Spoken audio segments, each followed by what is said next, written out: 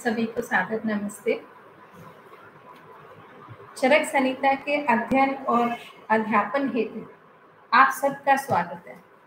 भगवान धन्वंतरि को नमन कर और महर्षि चरक को याद करते हुए आज हम इस कक्षा का आरंभ कर रहे हैं। सर्वप्रथम हम पूर्व कक्षा में बताए गए प्रश्न को डिस्कस करते हैं। प्रश्न था कि जीवात्मा का आश्रय या आधार क्या है। तो इसका उत्तर है कि जीवात्मा या लोक का आधार तीन दंड जो कि है सत्व, जिसको मन कहते हैं, आत्मा और शरीर है। मतलब क्या हुआ कि जीवात्मा का आधार सत्व, आत्मा और शरीर है। इसका मतलब ये है कि ये तीनों अगर मिल जाते हैं तभी वो उसकी चिकित्सा की जाती है, तभी वो उसका कोई आधार रहता है। तो ये आधार स्तंभ है और इनको त्रिदंड कहा जाता है। बहुत सारे हमारे को उत्तर प्राप्त हुए, कुछ हमारे व्हाट्सएप पर आए, कुछ ग्रुप में आए और कुछ जो है यहाँ हमारे जो ये यूट्यूब चैनल है इस पर भी आंसर मिला। तो आप सभी बधाई के पात्र हैं जिनका आंसर ठीक है। तो इसमें उसके बारे में कहा गया है कि ये सभी चीज जो है, मतलब ये तीनों, इनका संयोग ही जो है वो जीवात्मा युक्त शरीर रहता है और इसी शरीर में सब कुछ प्रतिष्ठित है। तो अब हम आते हैं आज का प्रश्न। जो प्रश्न पूछे जाते हैं वो पूर्व क्लासेस में जिसका डिस्कशन हो चुका होता है, जिसको हम पढ़ चुके हैं, उन्हीं में से क्वेश्चन लिया जाता है। तो आज का प्रश्न है, आयुर्वेद में गुणों की संख्या क्या है? गुण कितने हैं? बहुत आसान। और जिसको भी मालूम है वो कमेंट बॉक्स में लिखें कि आयुर्वेद में गुणों की संख्या कितनी है। और इसके पश्चात हम लोग अब चरक संहिता के सूत्र स्थान के प्रथम अध्याय दीर्घ जीवितीय का पाठ आरंभ करते हैं। तो इसमें हमने कल जो पढ़ लिया था वो था कि धातु साम्य और त्रिदोष विज्ञान के अंतर्गत क्या कुछ आता है। अब इसी में कि आयुर्वेद का प्रयोजन क्या है ये हम पढ़ चुके हैं। रोगों के त्रिविध कारण क्या है, रोगों का आश्रय क्या है, ये सब हम पढ़ चुके हैं। तो रोगों का आश्रय क्या है, यानी कि शरीर और मन दोनों रोगों के आश्रय, मतलब रोग जो है वो या शारीरिक होगा या मानसिक होगा। और आत्मा जो है वो रोग का आश्रय नहीं है, मतलब आत्मा के अंदर कोई रोग नहीं होता है। तो जब हम चिकित्सा करते हैं तो केवल मात्र शारीरिक रोगों की और शारीरिक रोगों की और मानसिक रोगों की चिकित्सा की जाती है। आत्मा जो है उसमें रोग नहीं होता है, निर्विकार है, तो वो चिकित्सीय भी नहीं है, इसका हम चिकित्सा नहीं करेंगे। अब क्वेश्चन ये होता है कि शारीरिक और मानसिक रोग क्या है। अब वात, पित्त और कफ को हम शारीरिक रोग और रज और तम को हम मानसिक रोग या दोष मानते हैं। अब यहाँ हमने शारीरिक दोष देखे कि वात, पित्त और कफ रहते हैं। जनरली हम वात, पित्त और कफ को जो समझते हैं वो एक्चुअल में जो आयुर्वेद के वात, पित्त, कफ हैं उनसे थोड़ा सा डिफरेंट है। कॉमनली पेशेंट आके कहता है कि मुझे नज़ला हो रहा है, मुझे जुकाम हो रहा है, वो बलगम निकलता है, तो बलगम को क्या कहता है कि कफ कह देता है कि मुझे कफ हो रहा है। जबकि कफ केवल मात्र ये कफ नहीं है, ये कफ तो एक मल रूप में है, रोग के रूप में है, लेकिन एक्चुअल में जो कफ है वो एक दोष है और वो हमारे शरीर का आधार है या हमारे शरीर को धारण करने वाला है। इसी प्रकार पित्त की बात होती है, इसी प्रकार हम वायु की बात करते हैं। अपान वायु को कहते हैं कि वायु बहुत ज्यादा हो रही है। केवल मात्र अपान वायु ही वायु नहीं है, हमारे शरीर के अंदर जितनी गति हो रही है, कोई भी चीज अगर गतिमान है तो वो केवल मात्र वायु के द्वारा है। केवल मात्र अपान वायु जो है वो वायु नहीं है। हमें वायु को समझना है, वो हम आगे जैसे जैसे हम आगे पढ़ते चले जाएंगे तो हम इन त्रिदोषों के बारे में पढ़ेंगे। ऐसे ही पित्त जो है वो कहते हैं कि अगर किसी को एसिडिटी हो रहा है या किसी को वॉमिट हुआ तो उसके अंदर कुछ येलो सब्सटेंस जो मिला तो हम समझते हैं कि ये पित्त है। एक्चुअल में ये पित्त नहीं है, ये पित्त अलग है। तो अब हम ये मानते हैं कि वात पित्त कफ जो हमारे शरीर को धारण करने वाला है, ये हमारे 3 दोष हैं। और ये जो 3 दोष हैं ये कहीं ना कहीं पंच महाभूतों को ही रिप्रेजेंट करते हैं। हमारा शरीर पंच भौतिक है, पंच महाभूतों से बना है। पंच महाभूत में आकाश, वायु, अग्नि, जल और पृथ्वी है। और इन्हीं 3 चीजों से मिलकर ही हमारा जो है ये वात पित्त और कफ दोष बने, उन्हीं को रिप्रेजेंट करते हैं। कैसे करते हैं आने वाले अध्यायों में पढ़ेंगे। तो अब हम समझते हैं कि वात पित्त कफ जो है वो 3 दोष है। कहीं कहीं हमारे जो आयुर्वेद का शास्त्र है उसके अंदर रक्त को भी दोष मान लिया गया है, मतलब 4 दोष माने गए हैं। चरक ने और वाग्भट ने अपनी संहिताओं के अंदर यही 3 वात पित्त और कफ 3 दोष माने गए, लेकिन सुश्रुत संहिता के अंदर रक्त को भी दोष मान लिया गया। अब यहाँ पर इसका जो विवेचना की गई है उसका उन्होंने विद एग्जाम्पल बताया है कि दोष जो है केवल मात्र 3 को लेंगे, रक्त को नहीं लेंगे। तो उसमें कैसे एक्सप्लेन किया है वो मैं आपको बताती हूँ। उसमें कहते हैं कि यहाँ पर कहीं कहीं पर आयुर्वेद शास्त्रों में रक्त को भी दोष माना गया है, तो उसके निराकार उसके बारे में उसकी विवेचना की गई है कि रक्त का वातादि दोषों के समान ही अपना स्वरूप, स्थान और कुपित होने का विशेष रोग व चिकित्सा होती है। मतलब जैसे वात पित्त को हम लोग समझते हैं उसका कुछ अपना स्वरूप होता है, स्थान होता है और वो कुछ कुपित होने के उनके कारण होते हैं, फिर उनकी स्पेशल कुछ चिकित्सा होती है। तो सिमिलरली रक्त का भी ऐसा ही होता है कि रक्त का अपना कुछ स्वरूप है, स्थान है और उसके कुपित होने के कुछ विशेष कारण है और फिर उनकी कुछ चिकित्सा होती है। तो इस तरह से रक्त का भी है, लेकिन जो रक्त का दोष ना मानने का कारण है वो मुख्यतः ये है कि रक्त के अंदर दोष का लक्षण नहीं होता है। अर्थात स्वतंत्र होते हुए भी जो दूषित करने वाला है हम केवल मात्र उसको दोष कहते हैं। यहाँ जो रक्त है वो दूषित होता है, मतलब वो दूषित होता है। रक्त अपने आप में कोई रोग नहीं उत्पन्न करता। जब हमारे ये त्रिदोष जो है वात पित्त कफ, ये इनके अंदर इम्बैलेंस होता है या ये जब साम्यावस्था में नहीं रहते हैं, दोषों में कुछ विकार उत्पन्न होते हैं, तो यही दोष रक्त को प्रभावित कर उसके अंदर दोष उत्पन्न करता है। रक्त अपने आप से कभी भी दूषित नहीं होता है। यही डिफरेंस है कि जिससे हम ये मानते हैं कि दोष जो है वो 3 है और रक्त जो है वो दोष नहीं है, क्योंकि वो रक्त जो है खुद से कभी दूषित नहीं होता है, वात पित्त की वजह से वो दूषित होता है। तो रक्त जो है वो स्वतंत्र होकर भी किसी को दूषित नहीं करता, इसीलिए यह दोष की श्रेणी में नहीं आता है। वात पित्त और कफ ये स्वतंत्र होकर भी दूषित करते हैं, इसीलिए इनको दोष कहते हैं।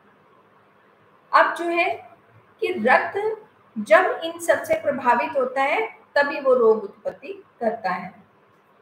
अतः जो हम रक्त को दूषित कह सकते हैं पर दोष नहीं कह सकते हैं। अब इसके पश्चात हम नेक्स्ट लेंगे कि शरीर और मानस रोगों का चिकित्सा सूत्र क्या है। अब शारीरिक दोष हमने माने कि वो वात पित्त कफ से होने वाले हैं और मानस रोग जो है या मानसिक रोग जो है वो हमारे जो है वो रज और तम है, या रज तम से होने वाले मानसिक रोग होते हैं। अब शारीरिक दोषों की जो चिकित्सा करनी है उसके दो तरीके बताए गए हैं। उसमें है देवापे आश्रय और दूसरा है युक्ति आश्रय। तो इसमें क्या रहता है कि जो देव की पूजा से या देवीय कारणों से या देवीय तरीकों से जिन रोगों की हम लोगों की जब चिकित्सा करते हैं तो वो इस श्रेणी के अंदर आते हैं। जैसे हम कुछ मंत्र पढ़ते हैं तो मंत्र पढ़ना भी इसमें देव्य आश्रय चिकित्सा के अंदर आएगा। और अगर कुछ हम लेप लगाते हैं या हम विभूति लगाते हैं तो ये सारा जो है इस चिकित्सा के अंदर आता है। और जो हमारा युक्ति प्राश्य है, युक्ति प्राश्य के अंदर हम औषधियों का युक्ति पूर्वक प्रयोग करने के पश्चात इसको हम यहाँ रोगों की चिकित्सा करते हैं। तो ये हमारी चरक संहिता के अंदर इसके बारे में क्या चिकित्सा सूत्र दिया गया है वो मैं यहाँ पर पढ़ती हूँ कि जो मानस रोग हैं वो ज्ञान, बुद्धि, धैर्य, स्मृति, समाधि से शांत होते हैं। मतलब हमारी जो मानसिक चिकित्सा है उसके अंदर जो चिकित्सा का माध्यम बनाया गया है उसमें है ज्ञान, विज्ञान, धैर्य, स्मृति और समाधि। इसमें अगर हम ध्यान दें तो यहाँ औषधियों का वर्णन नहीं कहा गया है। औषधियों को हम युक्तिपूर्वक प्रयोग कर सकते हैं, लेकिन मानसिक रोगों के लिए इनको समझना ज्यादा जरूरी है। तो यहाँ ज्ञान है कि जब हम किसी की काउंसलिंग करते हैं, मतलब हम कुछ शब्द कह के या उसको रोगी को समझकर अपनी हम कुछ भाषा में उसको समझाते हैं तो ये होता है ज्ञान देना।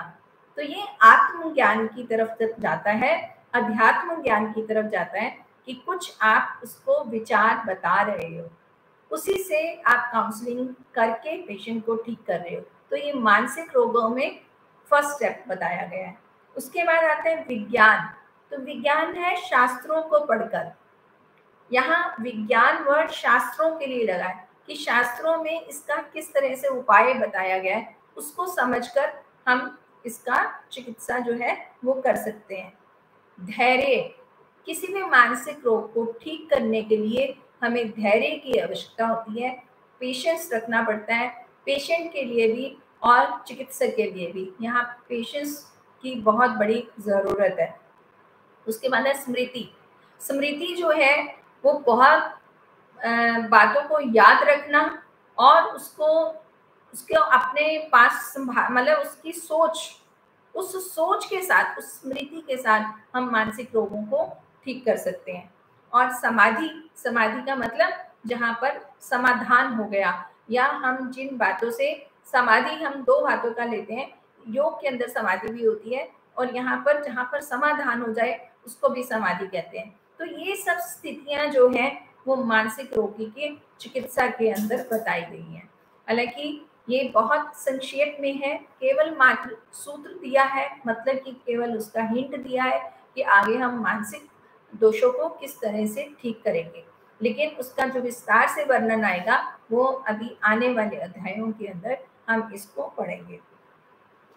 अब जो युक्ति प्राश्य है, युक्ति प्राश्य के अंदर हमारे व्याख्याकार हमें क्या और किस तरह से समझाते हैं वो आप सुने। वो कहते हैं कि आहार, औषध, चूर्ण, वटी, रस, भस्म इत्यादि। मतलब क्या हुआ कि जो भी हमारी औषधियां हैं, आहार को भी औषधि माना है। आहार, औषध, औषध द्रव्य, जो हम कोई भी औषध द्रव्य ले सकते हैं, चाहे वो हम हर्ब्स ले सकते हैं, चाहे उनसे कुछ प्रिपरेशन करके उसको प्रयोग किया जा सकता है। इसी के अंदर आता है कि चूर्ण, चूर्ण मतलब पाउडर, और वटी टैबलेट्स, और रस, रस औषधियाँ हम जानते हैं अच्छे से कि बहुत सारे हम उसमें कुछ प्रोसेसेस करते हैं, मतलब उसकी कुछ कल्पनाएं की जाती हैं तो उससे रस औषधियों का निर्माण होता है। तो वो रस और भस्म इत्यादि मतलब ऐसा मिलते जुलते जो भी हमारे पास औषधियाँ हैं उनकी योजना, मतलब योजना मतलब कि उसको प्लान करके हम जो देश, काल, व्यय और प्रकृति, सातम्य, मात्रा, मतलब अगर हम कोई मेडिसिन दे रहे हैं किसी को तो हम उसमें देखेंगे कि कौन से देश, मतलब कि शरीर और कहाँ वो रह रहा है, तो दोनों चीजों को देखते हुए हमने प्लान करना है।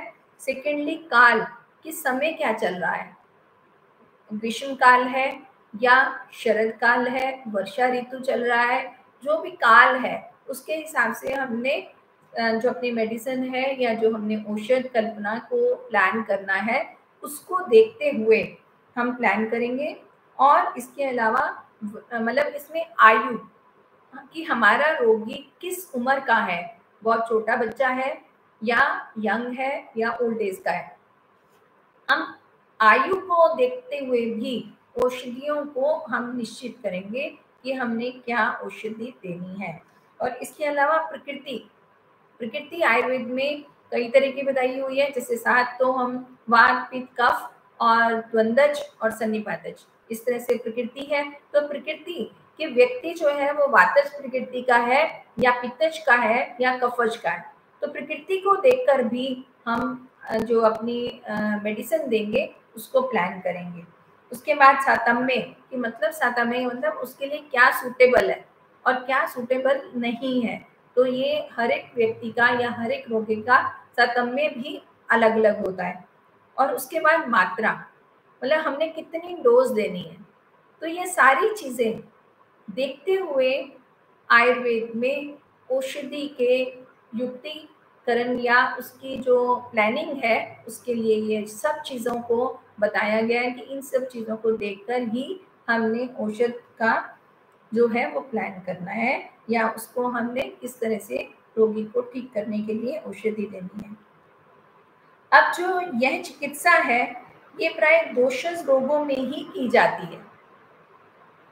प्राय का तात्पर्य ये है कि दोनों चिकित्साएं दोनों प्रकार के रोगों में दी जाती हैं, परंतु पूर्व कर्मज और आगंतुज रोगों में विशेष जो हमने रोग माने वो है कि निज और आगंतुज। तो जो हमारे आगंतुज रोग हैं उनके अंदर या जो हमारे पूर्व कर्म के कारण हमारे रोग हुए हैं उनकी जो हम चिकित्सा करेंगे वो हम देवीय शक्ति के द्वारा वो ज़्यादा लाभप्रद होगा। और जो दोषज रोगों की चिकित्सा है वो युक्ति के द्वारा या हम प्लान करके जो है वो हम चिकित्सा करेंगे, ऐसा आयुर्वेद का निर्देश है। तो इस प्रकार हम समझते हैं कि जो रोग हैं वो 3 प्रकार के माने गए हैं। इसमें पहला है दोषज, दूसरा है कर्मज और तीसरा है दोष कर्मज। तो इन सब की चिकित्सा का हमें विवरण यहाँ मिला कि हम किस तरह से हमें चिकित्सा करनी चाहिए। अब इसके पश्चात 3 दोषों का वर्णन मिलता है। 3 दोषों में कि वात, पित्त और कफ, उन तीनों के लक्षण क्या है और तीनों का चिकित्सा सूत्र क्या है। पहले ही अध्याय में चिकित्सा तक ले जा रहे हैं कि अगर कोई हमारे पास वातज रोगी है तो उसको हम कैसे समझें और उसके लिए हमने किस तरह से चिकित्सा करनी है। तो अब पहला हम बताते हैं कि वात का लक्षण और चिकित्सा सूत्र। इसमें क्या है कि वायु रुक्ष होती है। वायु क्या है आप ये समझ रहे हैं कि वायु रुक्ष, शीतल, लघु, सूक्ष्म, चल, अचल और विशद और खर, इन भौतिक गुणों से युक्त होती है। यहाँ वायु क्या गुण है कि वो रुक्ष है, ड्राई है, शीतल है, ठंडी होती है, लघु है, लघु और इसमें गुरु, ये 2 चीजें हैं। लघु का मतलब लघुता लाने वाली है, तो लघु सूक्ष्म बहुत सूक्ष्म छोटी है। और उसके बाद चल है, चल को हमने यहाँ चंचल भी बोला है कि चल है, चंचल है, विशद है और खर है। ये सभी शब्द जो है हमारे पदार्थ विज्ञान के, और इनको हम कुछ कुछ समझ रहे हैं यहाँ पर, और जैसे जैसे आगे बढ़ते जाएंगे इनका और डिटेल आ जाएगा और हम समझेंगे। तो ये सभी गुणों से युक्त वायु है।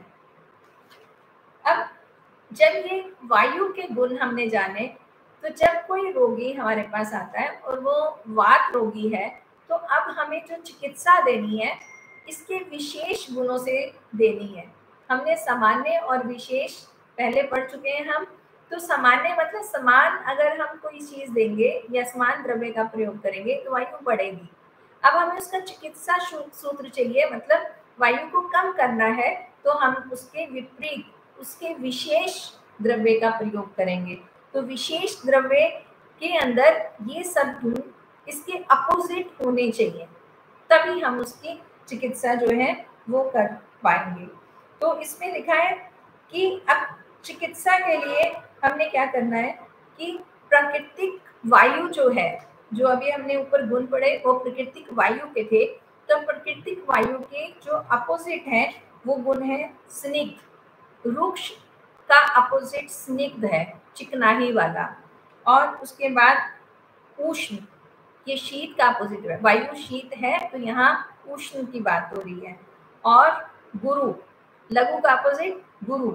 और साथ में सूक्ष्म का स्थूल, और फिर चंचल का स्थिर, और पिछिल जो चिपचिपा रहता है, और सुलक्षण, ये सभी गुण उस द्रव्य में होना चाहिए जो जिससे हम चिकित्सा करेंगे। तो एक बारी मैं ये जो विशेष गुण है इनको मैं दोबारा पढ़कर सुना रही हूँ आपको कि स्निग्ध, उष्ण, गुरु, स्थूल, स्थिर, पिछिल और सुलक्षण गुण वाले द्रव्यों से हम वायु की चिकित्सा कर सकते हैं। तो ये हमें समझ आया कि हमारे वायु की हमने किस प्रकार से चिकित्सा करनी है। अब इसी प्रकार पित्त का लक्षण बताया गया है। पित्त का लक्षण मतलब पित्त का गुण। तो पित्त के गुण है कि ये गर्म होता है, गर्म, तीक्ष्ण, द्रव, अम्ल, सर और कटु गुण से युक्त है। अब इसके अपोजिट जो भी गुण होंगे उससे हम पित्त का जो है वो चिकित्सा करेंगे। इसके पश्चात अब आएगा कफ। अब कफ क्या है, उसका लक्षण क्या है, उनके गुण क्या है।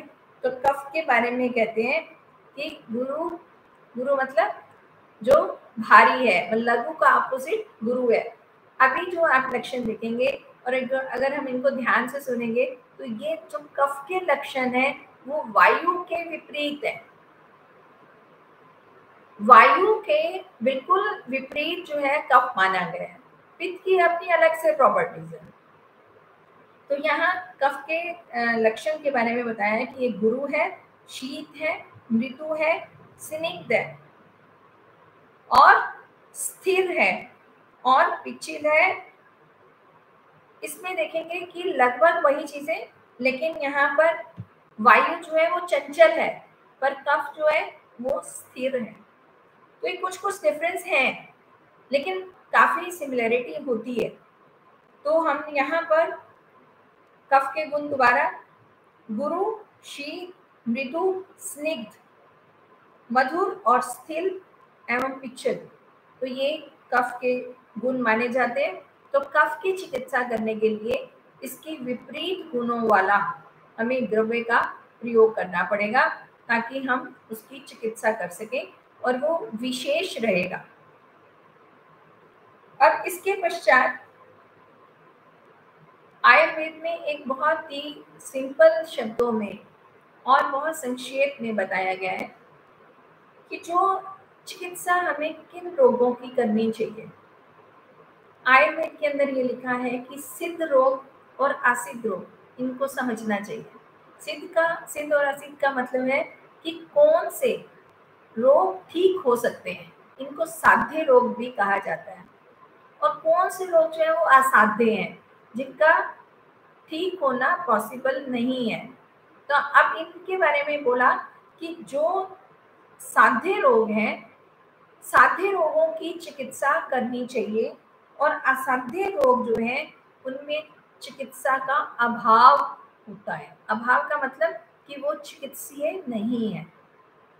तो ये ऐसा चिकित्सा शास्त्र हमारा और चरक संहिता इसमें साध्य और असाध्य चिकित्सकों मतलब साध्य और असाध्य रोगों को पहचानने के लिए भी चिकित्सक को प्रेरित किया गया है। चिकित्सक को ये समझना चाहिए कि कौन सा रोग जो है वो ठीक हो सकता है और कौन सा ठीक नहीं हो सकता है। तो इसके बारे में बताया गया कि जब देश शब्द यहाँ पर भूमि और रोगी का शरीर दोनों के लिए लगा है।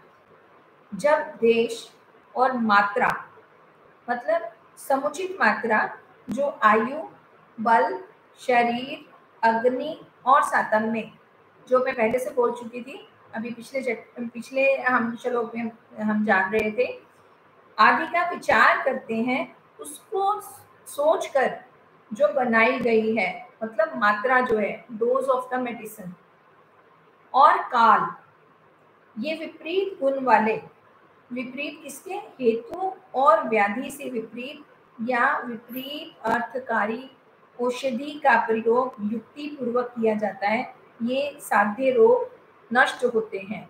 अब इसका कहने का मतलब क्या है, हम शॉर्ट में समझ लेते हैं कि साध्य रोगों की जब हमने चिकित्सा करनी है तो उसमें हमें शरीर और देश मतलब जहाँ क्षेत्र है उसको देखते हुए और औषध की मात्रा को देखते हुए और काल को देखकर हमें रोगी के या रोग के कारण और रोग या इन दोनों को देखते हुए चिकित्सा करनी चाहिए।